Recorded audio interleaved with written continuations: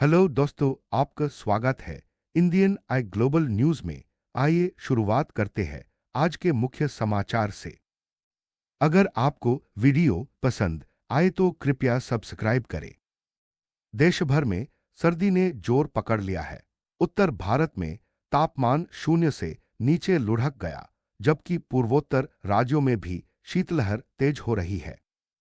कश्मीर घाटी सबसे ठंडी, पहलगाम में -4.3 डिग्री, श्रीनगर में -0.9, राजस्थान के फतेहपुर में 3.5 डिग्री, झारखंड के गुमला में भी 3.5 डिग्री रिकॉर्ड, हिमाचल उत्तराखंड में 8-9 दिसंबर को हल्की बर्फबारी संभव। पंजाब, हरियाणा, दिल्ली, पश्चिमी यूपी में घना कोहरा छा सकता है। यातायात प्रभावित। पश्चिमी विक्षोभ से दिसंबर के दूसरे सप्ताह में सर्दी और तेज होगी। मौसम विभाग की चेतावनी, शुष्क मौसम रहेगा, लेकिन ऊंचाई वाले इलाकों में बर्फबारी का अलर्ट। यात्रियों को सावधानी बरतने की सलाह। लोकसभा में सोमवार से वंदे मातरम के 150 साल पूरे होने पर खास चर्चा होगी। शुरुआत पीएम मोदी करेंगे, समापन रक्षा मंत्री राजनाथ सिंह करेंगे। बहस तब शुरू हो रही है जब इस गीत पर राजनीति फिर गर्म है। मोदी ने कहा था, कांग्रेस ने 1937 में गीत के हिस्से हटाकर विभाजन की नींव रखी। कांग्रेस का जवाब, फैसला समावेशिता के लिए था, विभाजन के लिए नहीं।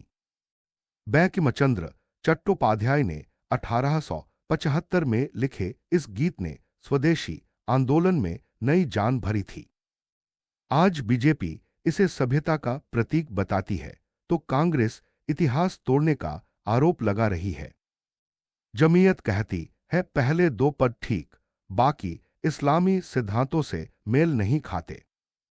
अगली खबर, Anupama fame actor Gaurav Khanna big boss 19 के विनर बने हैं। वह बिग बॉस में देर से आए, लेकिन आते ही धमाल मचा दिया।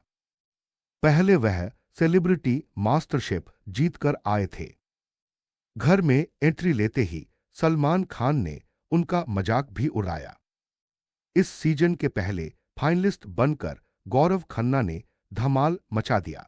अब वह शो के विनर बन गए हैं। देश की सबसे बड़ी एयरलाइन इंडिगो इन दिनों अभूतपूर्व संकट में है। महीनों से पनप रहे स्टाफ की थकान, प्रबंधन की खामियां और रखरखाव की लापरवाही ने आखिर कंपनी को ठप कर दिया। 2 साल में उड़ानें तो बढ़ी, लेकिन पायलट और क्रू की संख्या नहीं। नतीजा, ओवरलोडेड शेड्यूल, थकान और बढ़ती शिकायतें। बावजूद इसके न कंपनी न डीजीसीए ने समय पर कदम उठाया। रखरखाव में भी लापरवाही सामने आई। कंपनी ने विमानों के मेंटेनेंस के लिए सिर्फ 4-6% समय दिया, जबकि अंतर्राष्ट्रीय मानक 7 से 9% होता है। संक्रमण के वक्त न इमरजेंसी प्रोटोकॉल चला, न एयरपोर्ट्स को अलर्ट मिला। स्पेयर प्लेन और रोटेशन क्रू की कमी से एक विमान रुकने पर पूरी रूट चेन प्रभावित हुई। अंतर्राष्ट्रीय एविएशन एजेंसियों ने चेतावनी दी है, अगर इंडिगो ने तत्काल सुधार नहीं किए तो ऐसा संकट दोबारा टूट सकता है। अगली खबर, भारत अमेरिका के बीच नई बड़ी ट्रेड डील पर हलचल तेज। ट्रंप के टैरिफ से जूझे स्टील, एल्यूमिनियम, टेक्सटाइल व ऑटो सेक्टर को अब राहत मिलने की उम्मीद। डील में टैरिफ कटौती, भारतीय सामान को यूएस बाजार में आसान एंट्री, डिफेंस टेक साझेदारी, फार्मा सेमीकंडक्टर डील और चीन के विकल्प के रूप में भारत को बूस्ट। लेकिन अमेरिका कृषि, डेयरी व डिजिटल पॉलिसी में रियायतें मांग रहा। सवाल, एमएसएमई व आम आदमी को फायदा या सिर्फ बड़ी कंपनियों को? नौकरी, बिजनेस व महंगाई पर सीधा असर। ट्रंप 2.0 में game changer deal, Bharat global manufacturing hub बनेगा या चुनौतियां बढ़ेंगी? भारतीयों के बीच एफटीए वार्ता तेज। सोमवार को ईयू उच्चस्तरीय टीम वाणिज्य मंत्री पीयूष गोयल से मिलेगी। साल के अंत तक डील फाइनल करने की समीक्षा। अटके मुद्दे, steel, carbon tax, auto, non tariff barriers. EU मांग रहा ऑटो, वाइन, मांस पर ड्यूटी कट, मजबूत आईपीआर ढांचा। 2024-25 में द्विपक्षीय व्यापार 136 अरब डॉलर, भारत का निर्यात 75-85 अरब, ईयू को 17% हिस्सा, फायदा गारमेंट्स, फार्मा, स्टील, पेट्रोलियम को। 2013 में रुकी वार्ता 2022 में रिस्टार्ट, 23 क्षेत्र कवर, दिसंबर तक पूरा लक्ष्य। गाजा में संघर्ष विराम के दूसरे और सबसे मुश्किल चरण से पहले हमास ने बड़ा संकेत दिया है। संगठन ने लंबे समय की शांति प्रक्रिया शुरू होने पर अपने हथियारों को फ्रीज या स्टोर करने पर चर्चा की इच्छा जताई है, हालांकि वह इसे आत्मसमर्पण नहीं मानता। दूसरे चरण में सबसे बड़े मुद्दे हैं गाजा में अंतर्राष्ट्रीय सुरक्षा बल की तैनाती, टेक्नोक्रेट कमिटी के जरिए प्रशासन, इस्राएली सेना की वापसी और हमास का आंशिक या पूर्ण निरस्त्रीकरण। इन बिंदुओं की निगरानी के लिए बनने वाले अंतर्राष्ट्रीय बोर्ड की अध्यक्षता अमेरिकी राष्ट्रपति डोनाल्ड ट्रंप के पास है। हमास चाहता है कि अंतर्राष्ट्रीय सुरक्षा बल सिर्फ सीजफायर की निगरानी और रिपोर्टिंग तक सीमित रहे और गाजा के अंदर किसी तरह की सशस्त्र कार्रवाई का अधिकार न हो। वहीं इसराइल की सख्त शर्त है कि हमास हथियार छोड़े, लेकिन जमीनी स्तर पर भरोसे की कमी और उल्लंघनों के आरोप इस प्रक्रिया को और पेचीदा बना रहे हैं। यूक्रेन अगले साल रूस पर और जटिल हमले करने की योजना बना रहा।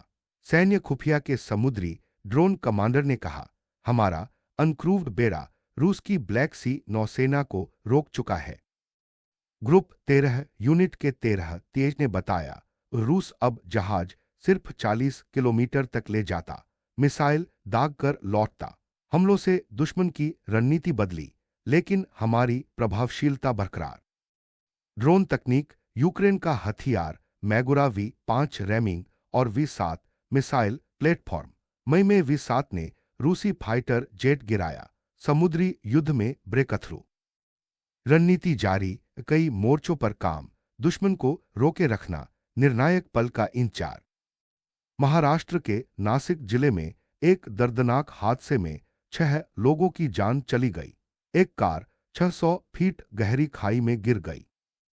मृतकों के परिवार के प्रति प्रधानमंत्री मोदी और मुख्यमंत्री फडणवीस ने शोक व्यक्त किया है। राज्य सरकार ने मृतकों के परिजनों को 5 लाख रुपए की आर्थिक सहायता देने की घोषणा की है। दिल्ली एनसीआर में प्रदूषण का स्तर खतरनाक बना हुआ है। आज सुबह दिल्ली का औसत वायु गुणवत्ता सूचकांक 318 दर्ज किया गया, जो बहुत खराब श्रेणी में आता है। कई इलाकों में AQI 350 के पार पहुंच गया है, जिससे लोगों को सांस लेने में दिक्कत हो रही है। पूरे हफ्ते स्थिति में सुधार की उम्मीद नहीं है।